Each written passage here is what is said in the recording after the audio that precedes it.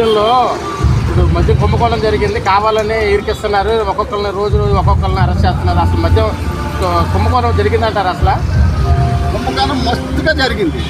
100 రూపాయలు ఉండేది 250 చేశాడు.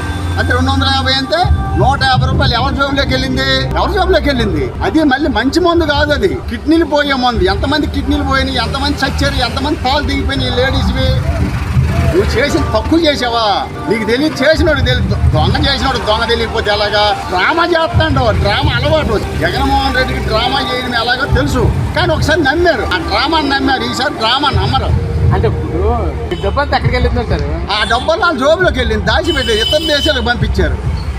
ఇక్కడ ఉంటే దొరికిపోతున్నాయి. అక్కడ కొంత దాచాడు, హైదరాబాద్లో కొంత దాచాడు. ఖచ్చితంగా వీళ్ళందరూ బయటకు వస్తారు, చట్టపరంగా అన్యాయంగా వెళ్ళరు. జగన్మోహన్ రెడ్డి అన్యాయం చేసినట్టు చంద్రబాబు నాయుడు గారు ఎప్పుడు అలా చేయరు. ఆయన పరిపాలనే బాగుంటుంది. ఎన్టీ రామారావు దగ్గర నుంచి నేర్చుకుని వచ్చింది. నందమూరి కుటుంబం ఎటువంటిదో తెలుసు, నారావారి కుటుంబం ఎటువంటి రాష్ట్ర ప్రజలకు తెలుసు.